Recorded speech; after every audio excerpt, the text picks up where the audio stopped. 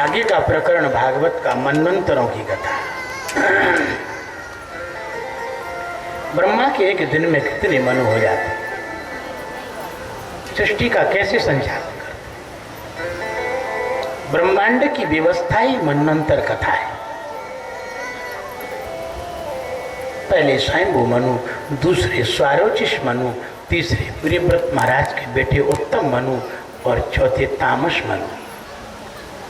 तामस मनवंतर में ही गजग्राह की लड़ाई हुई, भगवान हरि का अवतार हुआ। हरति भक्तानाम क्लेशाम इति हरि। पांचवें रैवत मनु हुए हैं और छठवें चाक्षुष मनु हुए, सातवें वैवस्वत मनु। अभी वर्तमान में वैवस्वत मनु चल रहे हैं। आगे के 7 मनुओं का भी चुनाव हो गया है। तब ब्रह्मा का दिन समाप्त होगा, रात्रि आएगी।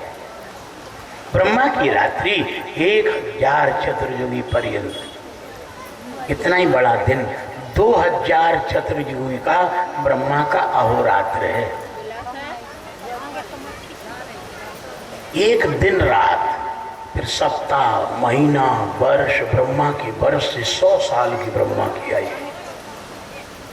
मानवीय वर्षों से देखा जाए 31 नील 40 अरब 20 खरब वर्ष की ब्रह्मा की आयु है महाराज।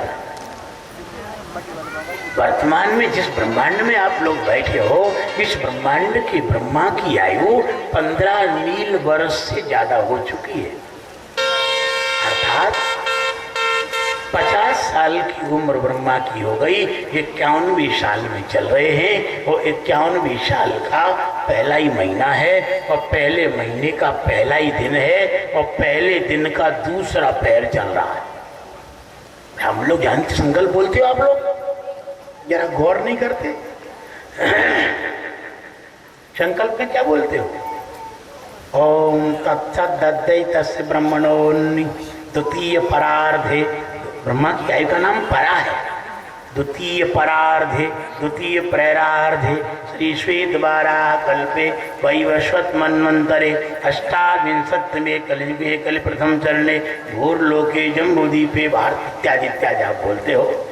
ये ब्रह्मा का हवाला ही तो है, सृष्टि चक्र का। ब्रह्मा की जब संपूर्ण आयु बीत जाती है तब प्रलय होता है हमारा। एक तो रात्रि में होता है प्रलय, 300 साल लगते, 1000 वर्ष पर्यंत ब्रह्मा सोते, फिर सृष्टि होती, नाभि कमल से फिर उत्पन्न होती, फिर जगत को रचते। हर दिन प्रलय होता है ब्रह्मा के दिन की समाप्ति के बाद। इसको कहते हैं नैमित्तिक प्रलय। दूसरा प्रलय होता है नित्य प्रलय। आप लोग रात में सो गए, प्रलय तो हो गया। तुमको खुद को पता नहीं कि हो भी कि नहीं हो, ये भी तो प्रलय है। और रोज मर रहे हैं तुम्हारी आंखों के सामने, ये भी तो प्रलय है। ये नित्य प्रलय। नैमित्तिक प्रलय ब्रह्मा के दिन की समाप्ति के बाद, और प्रकृति प्रलय ब्रह्मा की पूरी आयु हो जाएगी तब। ब्रह्मा जब मरेंगे, अर्थात ब्रह्मा जब समाप्त होंगे, तब महाप्रलय होगा। उस महाप्रलय में पूरे ब्रह्मांड का नाश हो जाएगा। जो 14 भुवन हैं ये सब समाप्त हो जाएंगे और पृथ्वी भी परमात्मा की काल शक्ति से समाप्त हो जाएगी। गंध गुण नष्ट होने पर जल का रस गुण नष्ट होगा, जल भी समाप्त हो जाएगा, अग्नि बन जाएगा। अग्नि में रूप गुण जब नष्ट होगा, वायु बन जाएगी। वायु में स्पर्श गुण जब नष्ट होगा, आकाश बन जाएगा। वो आकाश में शब्द गुण जब परमात्मा की काल शक्ति खत्म करेगी तो अहंकार बन जाएगा। अहंकार का अहम गुण जब नष्ट करेगी परमात्मा की काल शक्ति तो महत्तत्व बन जाएगा। और महत्तत्व का महान गुण जब नष्ट होगा तो प्रकृति यानी माया बन जाएगी। और माया का जो उपाधि गुण जब नष्ट होगा तो परमात्मा ही परमात्मा रह जाएगा। बस ये महाप्रलय है। ये होता है ब्रह्मा की आयु पूरी होने के बाद। और चौथा जो प्रलय है वो ज्ञानी और भक्तों का होता है। यद गत्वा न निवर्तन्ते तद्धाम परमं मम। मोक्ष भक्तों को 4 तरह की मोक्ष मिलती है, ज्ञानियों को एक ही तरह की। साष्ट सारूप्य सामीप्य सालोक्य मथापिवा। भगवान के धाम में पहुंच जाना, भगवान के बगल में खड़े रहना, सामीप्य भगवान का जैसा रूप मिल जाना, भगवान के श्रीअंग में प्रवेश पा जाना, ये 4 तरह की मोक्ष भक्तों को मिलती है। ज्ञानियों को तो बोध होता है, जहां है बस वहीं विवेक से बोध होता है। परमात्मा सर्वत्र है, परमात्मा सब में है, परमात्मा सर्वकाल में, परमात्मा सब में है, परमात्मा सर्वकाल में है और परमात्मा सर्वत्र है। ऐसा बोध होने पर तत्काल मोक्ष। ये वेद के महावाक्य यही तो बोलते हैं, तत्त्वमसि अयम, बोले एकम ब्रह्म प्रज्ञानम ब्रह्म सिद्धिदम ब्रह्म सद्धिदम ब्रह्म ब्रह्मैवेदम सर्वम तत्सर्वम खल्वेदम ब्रह्म। आदि शंकराचार्य ने एक बड़ी गजब की बात है, हम बहुत अच्छी लगती है, इसलिए बार बार उसको बोलते हैं। श्लोकार्धेन प्रवक्ष्यामि। आज ही श्लोक में मैं बोलना चाहता हूं कुछ। शिष्यों ने पूछा, महाराज बोलो ना, क्या बोलना चाहते हो? बोले यदुक्तम कोटि ग्रंथिवी, यदुक्तम कोटि ग्रंथिवी। बोले करोड़ों करोड़ों ग्रंथों ने जो बात कही है उस बात को मैं आधे श्लोक में बोलना चाहता हूं। तो महाराज बड़ी महत्वपूर्ण बात होगी। बोले हाँ बड़ी महत्वपूर्ण बात है, इसलिए तो बोल रहा हूं। बोलो ना महाराज, क्या बात है वो? तो शंकराचार्य कहते हैं, बोले ब्रह्म सत्यम जगत मिथ्या। ब्रह्म सत्य है और जगत मिथ्या है। जीवो ब्रह्मैव नापरः। जीव ब्रह्म ही है, ईश्वरो जीव कलया प्रविष्टो भगवान। शरीरों के अंदर आत्मा के रूप में परमात्मा ही ने तो प्रवेश किया है। सर्वत्र परमात्मा परमात्मा और कुछ है ही नहीं। प्यारे भाइयों, ये जो पुष्प आप देख रहे हो ये कहां से उत्पन्न हुआ, क्या बता सकते हो? और इसमें कितनी कितनी वस्तु, कौन कौन सी चीजें हैं इसमें? ये पुष्प पृथ्वी से उत्पन्न हुआ है। इसमें पृथ्वी का गंध गुण व्यवस्थित है। यदि गंध गुण को नष्ट करोगे जल बन जाएगा इसका। जल के रसगुण को नष्ट करोगे इसका तुरंत ही या तो योगी की योग शक्ति नष्ट करे, ये परमात्मा की कार्य शक्ति नष्ट करे तो जल तुरंत अग्नि बन जाएगा। अग्नि का रूप गुण नष्ट हुआ, इसकी वायु बन जाएगी। वायु का स्पर्श गुण नष्ट होगा, आकाश बन जाएगा। आकाश का शब्द गुण नष्ट होगा, अहंकार बन जाएगा। अहंकार का अहम गुण नष्ट होगा तो महतत्व बन जाएगा। महतत्व का महान गुण नष्ट होगा, प्रकृति बन जाएगी। और प्रकृति का उपाधि गुण जैसे नष्ट होगा ब्रह्म ही ब्रह्म रह जाएगा। शंकराचार्य जी महाराज से पूछा, महाराज कोई सीधी सट बात बताओ। वाक्य सुधा एक ग्रंथ शंकराचार्य ने लिखा है, उस ग्रंथ में आया है अस्ति भाति प्रियम रूपम नाम चेत्यंस पंचकम आद्यत्रयम ब्रह्म रूपम माया रूपम ततोद्वयम्। दुनिया में प्रत्येक प्राणी पदार्थ के अंदर ये 5 चीजें हैं। अस्थि, अस्थि माने है, भाति, भाति माने चित्त चिन्मय, और प्रियम, प्रियम माने आनंद। और आगे कहते हैं नाम रूप, नाम है और रूप। जैसे ये फूल है, इसका नाम क्या है? फूल। और इसका रूप भी दिख रहा है आपको, पीला पीला गोल गोल, ये इसका रूप है। शंकराचार्य जी कहते हैं प्रत्येक प्राणी पदार्थ में ये 5 ही तत्व हैं, जिनमें से अगर आपको ब्रह्म तत्व का अभी अभी अनुभव करना है तो क्या करो? उपेक्ष नाम रूपे द्वे सच्चिदानंद वस्तुनि समाधिम सर्वदा कुर्यात् हृदये चाथवा वही। नाम रूप को कैंसिल कर दो। आप लोगों से हम कह रहे हैं माना कि इसका न तो नाम है और न इसका रूप है, तो क्या बचा? बोलो क्या बचा आपकी भाषा में? कछु नहीं। यही तो कहोगे आप। जब इसका कोई रूप ही नहीं रहा और नाम ही नहीं रहा तो क्या बचा? अरे जो कुछ नहीं है वही तो सत्य चित और आनंद है, वही तो परमात्मा है। अभी नाम रूपात्मिका माया, नाम रूप दो ईश उपाधि, ये माया है। मीयते अनया जगत इति माया। परमात्म तत्व के अंदर जगत को दिखाने लग जाए, इसी का नाम माया। तृतीर्थम यत प्रतीयेत न प्रतीयेत चात्मनि तद्विद्यादात्मनो मायाम यथा भासो यथा तम।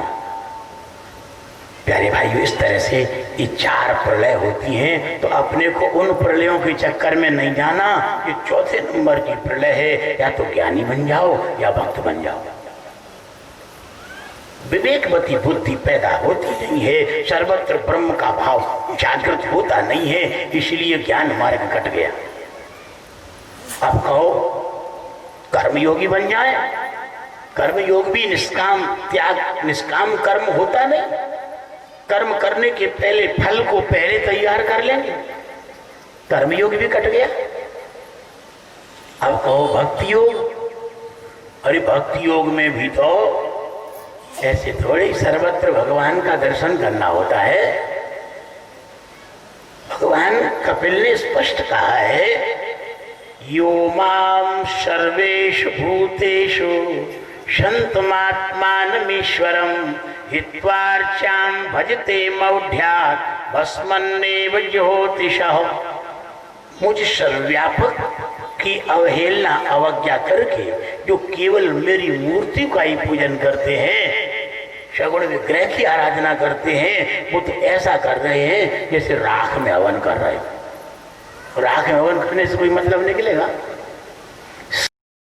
परमात्मा की सत्ता का लक्ष्य करके विवेकवती बुद्धि से सर्वत्र परमात्मा को प्रणाम करो। सब जगह भगवान है, श्री राममय सब जगह जाने के हिसाब से तो भक्ति योग चलता है महाराज। भक्ति योग भी घट गया। अब कहाँ के रहे अपन? न ज्ञान योग के लायक, न कर्म योग के लायक, न भक्ति योग के लायक। एक विशेष कलयुगी लोगों के लिए परमात्मा ने एक विशेष रास्ता दिया। नाम रूप लीला धाम, ये भक्ति मार्ग के चार साधन हैं। उनमें से अगर रूप भी ना आवे, लीला भी ना सुनने को मिले, धाम में भी वास न होवे, किंतु नाम को कस के पकड़ लो। तुम भले ही सर्वत्र परमात्मा को देख पा रहे हो या नहीं देख पा रहे, तुम नाम को पकड़ लो। बस नाम के जाप में लग जाओ, आपका बड़ा मंगल होगा, बड़ा भला होगा। मनंतरों की कथा के बाद सूर्यवंश चंद्रवंश के क्षत्रिय राजाओं का विस्तार बताया।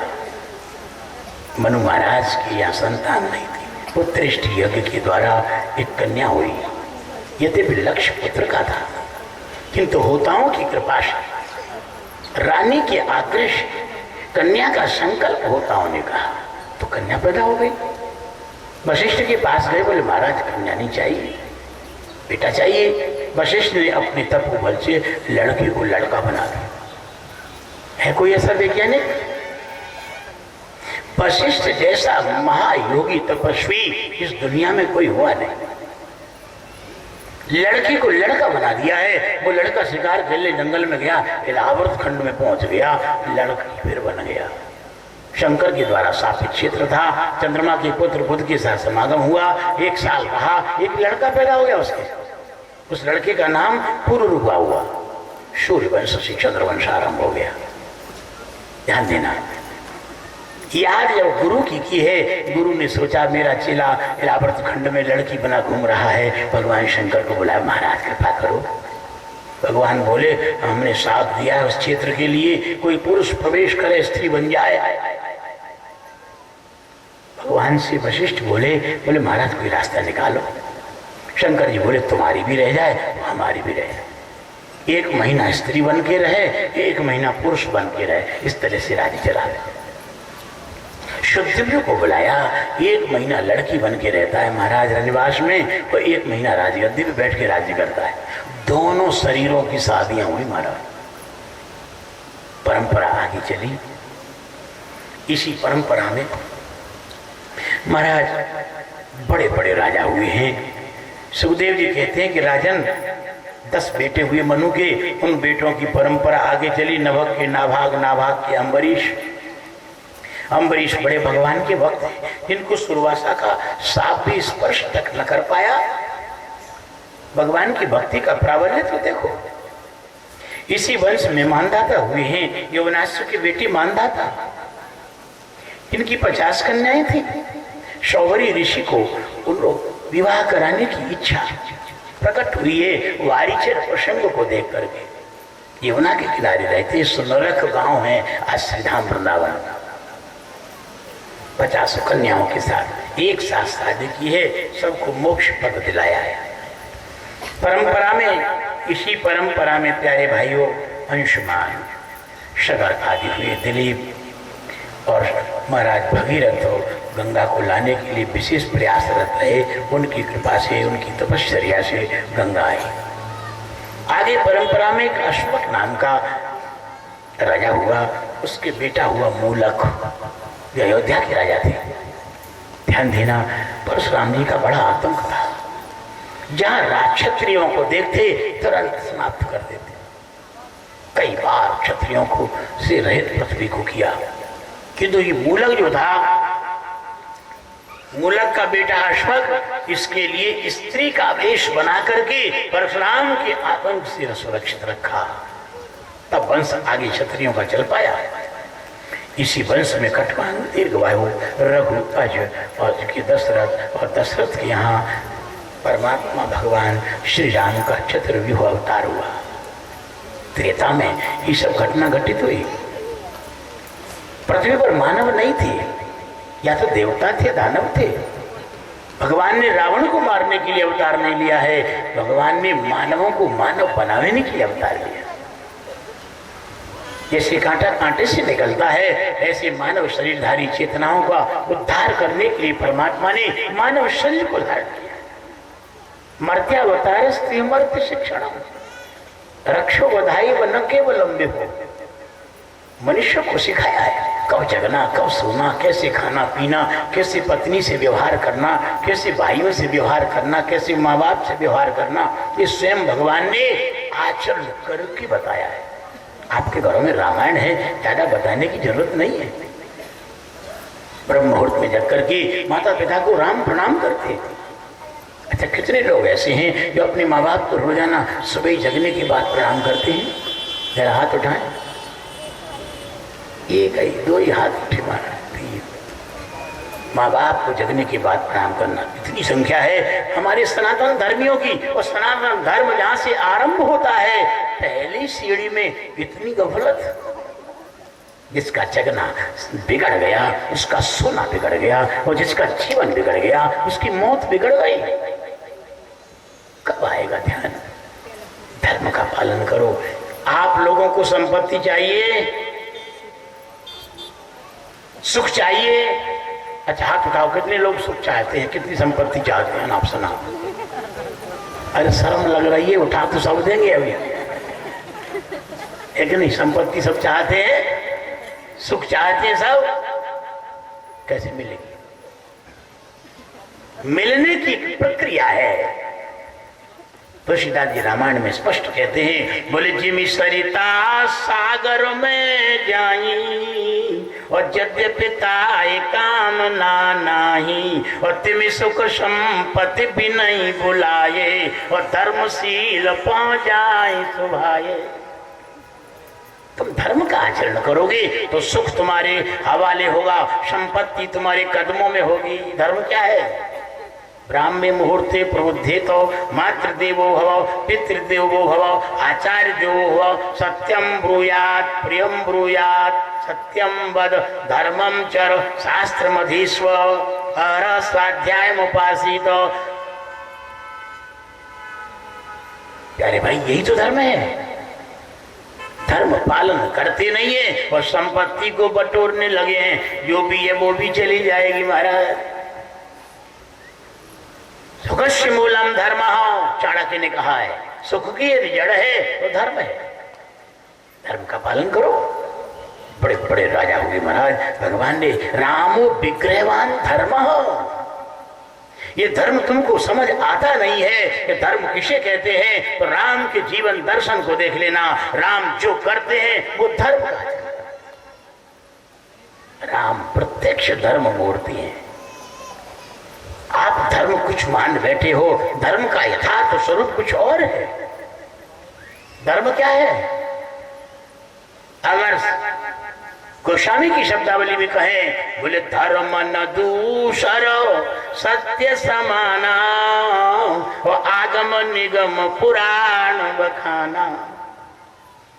सत्य से बढ़कर के दूसरा कोई धर्म नहीं। तुम्हारे जीवन में सत्य की प्रतिष्ठा हो गई, धर्म आ गया।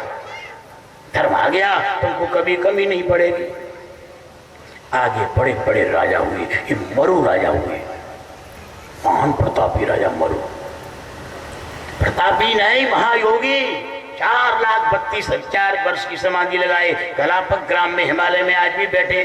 कलयुग में क्षत्रिय वंश, सूर्य वंश भ्रष्ट हो जाएगा, पतित हो जाएगा, अशुद्ध हो जाएगा, तो सतयुग में फिर से शुद्ध क्षत्रिय वंश को प्रारंभ करेंगे, सूर्य वंश। ये सूर्यवंश के महायोगी राजा है। बुद्ध के पुत्र पुरुरवा हुए हैं और पुरुरवा से फिर आगे चल के महाराज आदि पुरुरवा आदि राजा है चंद्रवंश का। आयु हुए, आयु के नहुष हुए और नहुष के याति हुए। एक दिन ये याति शिकार खेलने गए थे। क्या हुआ? प्यास लगी। जैसे प्यास लगी वो पानी की खोज में कुआं की तरफ बढ़े। जैसे कुआं में झांक करके देखा, पानी तो था नहीं, एक नग्न स्त्री पड़ी थी महाराज। यात्री को बड़ी लज्जा आई है, बड़े धार्मिक राजा हैं। अपना पीतांबर फेंक दिया। स्त्री ने पीतांबर को ओढ़ा है और बाएं हाथ से पकड़ के उस स्त्री को कुएं में से बाहर निकाला। यात्री पूछने लग गए, तुम्हारी ये तो दशा किसने की? वो कहने लग गई, बोले महाराज मैं शुक्राचार्य की बेटी, मेरा देवयानी नाम है। मैं स्नान करने सरोवर में आई थी, बृहस्पति की मंत्री की बेटी शर्मिष्ठा के साथ, और भी मेरी सहेलियां थी। हम स्नान कर रहे थे। स्नान करते करते गलती से हमने उसके वस्त्र पहन ली। उसने हमारे, तो बड़ा भला लड़ाई झगड़ा हो गया। हम वस्त्र उसके नहीं, उसने हमारे वस्त्र पहन लिए और हमने उल्टा पुल्टा बोला तो तुरंत हमको कुएं में धक्का दे के चली गई। राजन तुम हमारे पति बनोगे। याती हाथ पांव जोड़ने लग गए, तुम ब्राह्मणी हो, हम क्षत्रिय हैं। हमारा तो कभी स्वप्न में भी कभी ब्राह्मण के शरीर के ऊपर को दृष्टि नहीं जाती है, और तुम पत्नी बनना चाहती हो? बोले हाँ महाराज, हमारा हाथ तुमने पकड़ा है, अब हम दूसरे का किसी का हाथ नहीं पकड़ेंगे। याती राजा बोले अच्छा, हमको ब्राह्मण पति नहीं मिल सकता? याती राजा ने पूछा है, देवी तुम ब्राह्मण की पत्नी हो, ब्राह्मण की बेटी हो, शुक्राचार्य की बेटी हो, तुमको ब्राह्मण पति क्यों नहीं मिलेगा? तब देवयानी ने बताया है, बोले महाराज मुझे कच्छ का साप लगा है। बृहस्पति का बेटा कच्छ हमारे पिता शुक्राचार्य के पास अमृत संजीवनी विद्या सीखने आया था। उसने 7 साल हमारे बाप की निश्चल भाव से सेवा की। हमारे पिता ने अमृत संजीवनी विद्या सिखाई थी, बिल्कुल कोई द्वेष भाव के बिना। आचार्य प्रवर हैं, उन्होंने बृहस्पति के बेटे कच्छ को संजीवनी विद्या सिखा दी। मेरे पिता के पास बृहस्पति का बेटा रहा। मैं उस समय साथ रहती थी, मेरा मन उसको पति बनाने का बन गया। जब विद्या सीख करके जाने लग गया तो मैंने अपना प्रस्ताव रखा, बोले हम तुमको अब पति बनाना चाहते। तुरंत ही दौड़ के बृहस्पति के बेटे ने मेरे पैर पकड़ लिए, हाथ जोड़ के प्रार्थना की, तुम मेरे गुरु की बेटी हो, मेरी बहन के समान हो, मैं तुमको कभी पत्नी नहीं बना सकता। मैं धर्मज्ञ हूं, धर्म का जानकार, अधर्म पर कभी कदम नहीं रख सकता। मैंने बहुत समझाया उसके लिए, मान जा, वो नहीं माना। बोले भले ही मर जाऊं, मैं तुम्हें पत्नी नहीं बना सकता हूं, तुम गुरु बहन हो। किंतु मैं बड़ा दुराग्रह कर बैठी। मैंने तुरंत ही आके उस कच्छ से कहा, अरे तू मुझे पत्नी नहीं बना रहा तो मेरे बाप से तूने जो विद्या सीखी है उसको यहीं छोड़ के जा। वो भी तेज तर्राट था, उसने भी अपनी आकर के और मेरे पिता से जो ज्ञान हासिल किया था वर्षों में, उस ज्ञान को तुरंत उसने वहीं उल्टी कर दी। अमृत संजीवनी विद्या का ज्ञान देवगुरु बृहस्पति के बेटे कच्छ ने वहीं बमन कर दिया। और जैसे ही बमन किया, वो जब जाने लगा, उसने कहा, देवयानी तुमने ठीक नहीं किया, मेरा सारा परिश्रम निष्फल कर दिया। मैं भी तुझे साथ देता हूं, तुझे कोई ब्राह्मण पति न मिले। देवगुरु बृहस्पति का बेटा मुझे साथ दे के गया है, मुझे ब्राह्मण पति नहीं मिलेगा, इसलिए तुम ही हमारे पति बन जाओ। शुक्राचार्य ने देवयानी की शादी महाराज याति राजा के साथ कर दी, किंतु इस शर्त पर, शादी तो हुई है, बोले देवयानी के पिता शुक्राचार्य,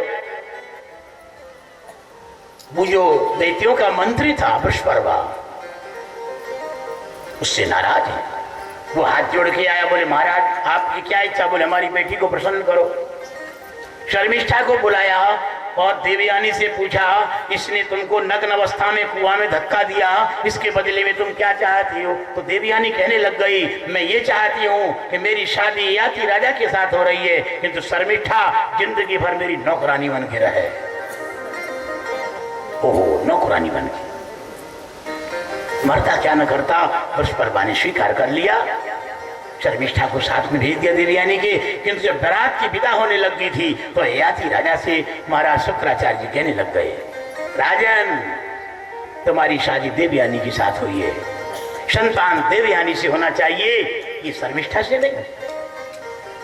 हुआ ये कि दोनों आए, नौकरानी जो है शर्मिष्ठा नौकरानी का काम करने लग गई। देवयानी से बेटे दो हुए और शर्मिष्ठा को भी पत्नी रूप बना करके उससे 3 बेटे हो गए याति राजा के। महाराज देवगुरु महाराज शुक्राचार्य को पता लगा, देवयानी ने जब शिकायत की तब तो शुक्राचार्य ने साफ दे दिया, रे मूर्ख ने नीच नालायक राजा, तूने मेरी आज्ञा का उल्लंघन किया है, जा तू जर्जर हो जा। बुढ़ापा आ गया, याति राजा थर थर कांपने लग गए। 5 बेटे हैं, किंतु अत्यंत 90-100 साल की उम्र की वृद्ध पुरुष का जो कंडीशन होती है, याति राजा अभी वासनाएं तृप्त नहीं हुई थी। उसी समय उन्होंने अपने बेटों से जवानी मांगी, अनु से जवानी मांगी, मना कर दिया, यदु से जवानी मांगी, मना कर दिया। तत्काल साफ दे दिया याति ने, तुम लोग मूर्ख हो, कोई राजगद्दी के अधिकारी न रहो। यदु को साफ दिया, अनु को, ध्रुव को। जब पुरु से जवानी मांगी तो पुरु ने सहर्ष अपने पिता के लिए जवानी दी और कहा, पिता पुत्र 4 तरह के होते हैं, जो पुत्र श्रद्धा पूर्वक आज्ञा पालन करे, बिना कहे पिता बोलने न पावे, उसके पहले ही पिता के मन की बात समझ के जो आज्ञा पालन करे, वो नंबर 1 का बेटा कहलाता है। पिता आज्ञा देवे और श्रद्धा से आज्ञा पालन करे तो 2 नंबर का। आज्ञा पालन करे किंतु अश्रद्धा से झुंझला के, रो रो करके, समझो 3rd क्लास का बेटा है। वो जो आज्ञा पालन ही न करे वो बेटा बेटा नहीं है, वो तो मल और मूत्र है। पिता बड़ा सौभाग्य है, आपने हमसे जवानी मांगी, तुरंत पूर्व ने जवानी दे दी। कुछ दिन तक तो विहार किया, उसके बाद विवेक जागृत हुआ, पुत्र को जवानी वापस दे दी, सारे भूमंडल का राजा पुरु को बनाया। आगे यदुवंश में परमात्मा का अवतार हुआ, जिस परमात्मा के अवतार की हम प्रतीक्षा कर रहे हैं। मथुरा नगरी बड़ी समर्थशाली नगरी, उग्रसेन का राज्य। उग्रसेन के भैया देवक, उनकी बेटी देव की सयानी हो गई, शादी के लायक हो गई, मंत्रियों ने प्रस्ताव दिया वसुदेव के साथ शादी करो। यद्य वसुदेव की और भी पत्नियां थी, गुणवान होने की वजह से वसुदेव का चयन किया गया। गाजे बाजे के साथ बारात आई है और देवकी की शादी वसुदेव के साथ हुई है। जब बारात की विदा होने लग गई,